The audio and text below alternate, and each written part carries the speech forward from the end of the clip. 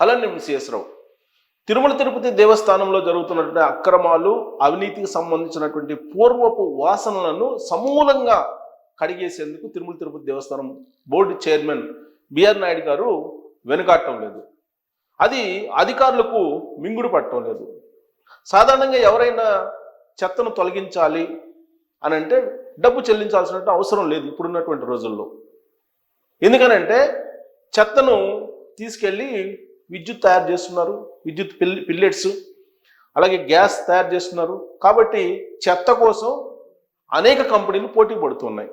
అలాంటిది తిరుమల తిరుపతి దేవస్థానం ప్రాంతంలో ఆ కొండ మీద ఉన్నటువంటి చెత్తను తొలగించడానికి 22 కోట్ల రూపాయలు సుమారుగా అవసరం అని చెప్పి అధికారులు ఒక ప్రతిపాదన చేశారు. దానికి నో అన్నారు బిఆర్ నాయుడు గారు. దాంతో అధికారులు ఒక రకమైనటువంటి అసహనానికి గురయ్యారు. బట్ బిఆర్ నాయుడు గారు మాత్రం ఏమాత్రం కాంప్రమైజ్ కాకుండా ఆ చెత్తను ఉచితంగా తీసుకెళ్లేటువంటి వాళ్ళు ఉన్నారు కాబట్టి ఉచితంగానే తీసుకెళ్ళి వాళ్ళు మళ్ళా గ్యాస్ రూపంలో ఇచ్చేటువంటి అవకాశం ఉంది కాబట్టి ఉచితంగా తొలగిస్తారు, దానికి 22 కోట్ల రూపాయలు ఖర్చు పెట్టాల్సిన అవసరం లేదని చెప్పి తేల్చి చెప్పేశారు బోర్డు మీటింగ్లోనే. ఇక ఘాట్ రోడ్డు ఏర్పాటు చేయడానికి ఒక ప్రతిపాదన చేశారు, ఒక రోడ్డు రిపేర్ కోసం లేదంటే రోడ్డు వేయడానికి. అది ఆర్ఎన్బి వాళ్ళు చెప్పాలి కదా, మీరు ఎలా చెప్తారని చెప్పేసి తిరుమల తిరుపతి దేవస్థానం సంబంధించినటువంటి ఈఓ అక్కడ ఉన్నటువంటి అధికారులను ప్రశ్నించారు. దీంతో అధికారులు మరింత అసహనానికి గురయ్యారు. యాక్చువల్గా తిరుమల తిరుపతి దేవస్థానం చైర్మన్గా బాధ్యతలు స్వీకరించిన తర్వాత బిఆర్ నాయుడు గారు సాహసోపేతమైన నిర్ణయాలు తీసుకున్నారు. అన్య మతస్థుల్ని అక్కడ ఉండేటువంటి వాళ్ళని కొండదించేటువంటి ప్రయత్నం చేశారు. అక్కడ ఉండేటువంటి ఉద్యోగుల్ని ఇతర శాఖలకు పంపించేటువంటి ప్రయత్నం చేశారు. అది సంచలనమైనటువంటి నిర్ణయం.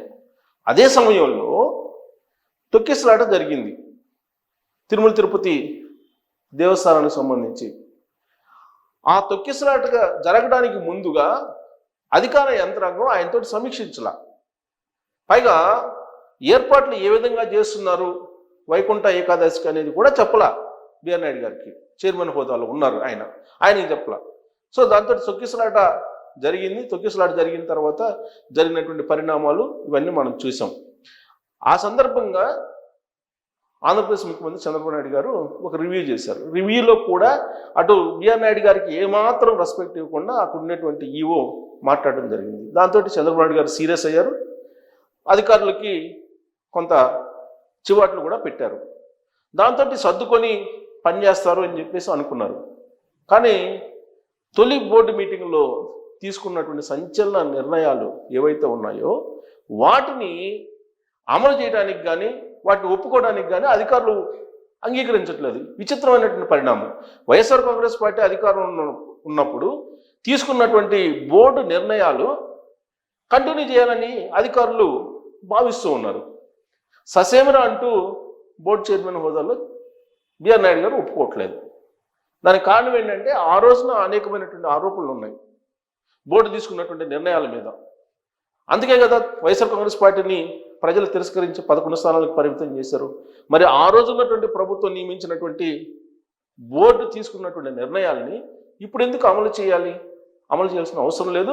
పైగా ఆ బోర్డు నిర్ణయాల్లో అనేక అవకతవకలు ఉన్నాయి అని ఇప్పుడున్నటువంటి చైర్మన్ గారు భావిస్తున్నారు. అందుకే ఆ రోజు తీసుకున్నటువంటి నిర్ణయాలు అంటే వైఎస్ఆర్ కాంగ్రెస్ పార్టీ అధికారంలో ఉన్నప్పుడు తీసుకున్నటువంటి బోర్డు నిర్ణయాల్ని నిర్ద్వందంగా తిరస్కరించారు బిఆర్ నాయుడు గారు. సరిగ్గా ఈ పాయింట్ దగ్గరే అధికారులు ఒప్పుకోవట్లేదు.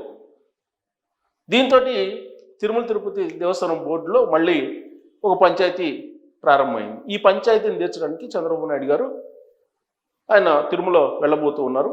21వ తారీఖున ఆ పంచాయతీ 21వ తారీఖున ఆ పంచాయతీకి ఫుల్ స్టాప్ పెట్టేటువంటి ప్రయత్నం చేస్తారు ఆయన.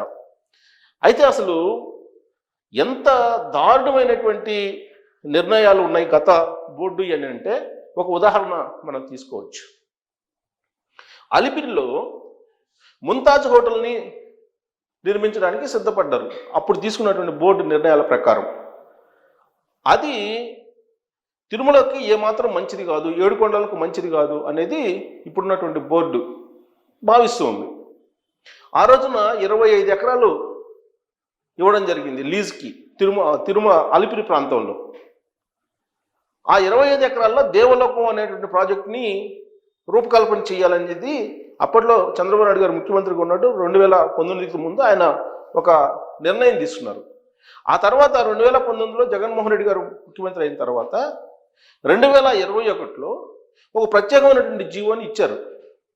ఆ జీవోని ఇస్తూ మొత్తం అలిపిరి ప్రాంతంలో ఉన్న సమీపంలో ఉన్నటువంటి 25 ఎకరాల్లో 20 ఎకరాల్లో ఒక 5 స్టార్ హోటల్ కట్టాలి అనేటువంటి ఒక నిర్ణయం తీసుకొని బోర్డు ద్వారా తీర్మానం చేయించారు. ఒబెరాయ్ గ్రూప్స్కు సంబంధించి ముంతాజ్ హోటల్ కట్టాలండి, 5 స్టార్ హోటల్ నిర్మించాలి, అక్కడ కొన్ని రిసార్ట్స్ నియమించాలి, అవి తర్వాత బంకెట్ హాలు, డైనింగ్ హాలు, ఇలా విలాసవంతమైనటువంటి ఒక హోటల్ని నిర్మించాలని చెప్పి నిర్ణయం తీసుకున్నారు. ఆ రోజు నుంచి హిందూ మతాన్ని గౌరవించేటువంటి వాళ్ళు, అలాగే సాధు పరిషత్ వాళ్ళు, వీళ్ళందరూ కూడా వ్యతిరేకిస్తూ ఉన్నారు. అసలు తిరుమల ఏడుకొండల మీదకి వెళ్ళేటువంటి మార్గంలో మీరు ముంతాజ్ పేరుతో హోటల్ని ఎలా నిర్మిస్తారు అని. సో వన్స్ ముంతాజ్ హోటల్ నిర్మించిన తర్వాత అక్కడ జరిగేటువంటి కార్యకలాపాలు ఏంటి అనేది అందరికీ తెలిసిందే. అందుట్లో శ్రీవారి చెంతన అలిపిరి దగ్గర ఆ విధమైన హోటల్ నిర్మించడం అనేది కరెక్ట్ కాదు. ఆ హోటల్లో జరిగేటువంటి కార్యకలాపాలు కానీ, ఆ హోటల్లో జరిగేటువంటి వివిధ రకాల కార్యక్రమాలు కానీ ఎలా ఉంటాయి అనేది అందరికీ తెలుసు. అందుకే హిందూ భక్తులు ఎవరు కూడా, శ్రీవారి భక్తులు ఎవరు కూడా ఒప్పుకోలేదు.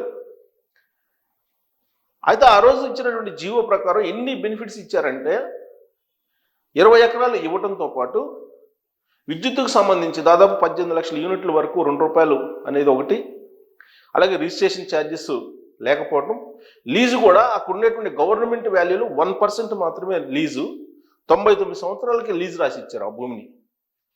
సో దాన్ని తీసుకోవాలని చెప్పి సాధు పరిషత్తుకు సంబంధించినటువంటి వాళ్ళు, హిందూవాదులు చాలామంది చాలా కాలంగా దాని మీద పోరాడుతూ ఉన్నారు. తాజాగా సోమవారం రోజు కూడా బోర్డు సమావేశం జరుగుతున్నటువంటి సమయంలో ఈ భూమిని స్వాధీనం చేసుకోవాలి అనేటువంటి ఒక డిమాండ్ సాధు పరిషత్ చేస్తుంది. హిందూవాదులు కూడా చాలా కాలం నుంచి చేస్తున్నారు. ఆ భూమిని తిరిగి ప్రభుత్వానికి ఇవ్వాలి, తిరుమల తిరుపతి దేవస్థానానికి ఇవ్వాలని చెప్పి బోర్డు కూడా నిర్ణయం తీసుకుంది. గతంలో ఇచ్చినటువంటి జీవోని రద్దు చేసి, ఆ ఒప్పందాన్ని రద్దు చేసి ఆ 25 ఎకరాలని తిరుమల తిరుపతి దేవస్థానానికి ఇవ్వాలని చెప్పి ఇప్పుడు ఏర్పడినటువంటి కొత్త బోర్డు బిఆర్ నాయుడు గారి ఆధ్వర్యంలో జరిగినటువంటి సమావేశంలో నిర్ణయం తీసుకున్నారు. దాన్ని మళ్ళీ తిరిగి ఇవ్వాలని చెప్పి ప్రభుత్వానికి కూడా ఒక తీర్మానం చేసి పంపించారు. అయితే ఈలోపుగానే సాధు పరిషత్తుకు సంబంధించినటువంటి వాళ్ళు కొంతమంది తిరుమలకు వెళ్ళారు. తిరుమల వెళ్ళి తిరుమలలో దర్శనానికి అని చెప్పేసి వెళ్ళి అక్కడ మాడ వీధుల్లో నినాదాలు చేయటం ప్రారంభించారు, నిరసనలు వ్యక్తం చేశారు. ఆ సందర్భంగా వాడిని అరెస్ట్ చేశారు. గతంలో ఎప్పుడు కూడా తిరుమల తిరుపతి దేవస్థానం మాడవీధుల్లో ఇలాంటి సంఘటనలు జరగలేదు. నిరసనలు వ్యక్తం చేయటం, ఆందోళన వ్యక్తం చేయటం, పోలీసులు అరెస్ట్ చేయటం ఇలాంటివి జరగలేదు. మరి విజిలెన్స్ అనేది ఏం చేస్తున్నట్టు? విజిలెన్స్ పర్యవేక్షించాలి దాన్ని. అంటే అధికార యంత్రాంగం కోఆపరేట్ చేయట్లేదు. అక్కడ కొత్తగా ఏర్పడినటువంటి బోర్డు అధికార యంత్రాంగం మధ్య గ్యాప్ ఉంది. ఆ గ్యాప్ కారణంగానే ఆ ఇన్సిడెంట్ జరిగింది అనేటువంటి ఒక సమాచారం ప్రభుత్వానికి చేరింది. దీని మీద కూడా చంద్రబాబు నాయుడు గారు మాట్లాడబోతున్నారు. అంతేకాదు, దాదాపుగా వైఎస్ఆర్ కాంగ్రెస్ పార్టీ హయాంలో చక్రం తిప్పినటువంటి దాదాపుగా 20 మంది కీ పోస్టుల్లో ఇప్పటికి కూడా కొంతమంది ఉద్యోగులు ఉన్నారు.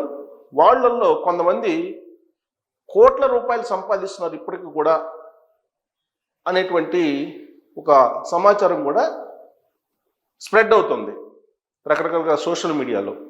ఇటీవల కాలంలో కొన్ని ఆర్జిత సేవలను అమ్ముకున్నటువంటి విషయం కూడా బయటకు వచ్చింది. ఇట్లా రకరకాలుగా బయటకు వస్తున్నాయి కొన్ని సంఘటనలు. అయితే ఇక్కడ అధికార యంత్రాంగం బోర్డు తీసుకునే నిర్ణయాలకి కోఆపరేట్ చేయకపోవడం కారణంగానే ఇలాంటివన్నీ జరుగుతున్నాయి. మరి అధికార యంత్రాంగం బోర్డుకు కట్టుబడి ఉండాలా పర్లేదా? ఉండాలి. ఉంటేనే అక్కడ సవ్యంగా జరుగుతుంది. బిఆర్ నాయుడు గారు లాంటి టీటీడీ బోర్డు చైర్మన్ ఖచ్చితంగా సంచలన నిర్ణయాలు తీసుకుంటారు.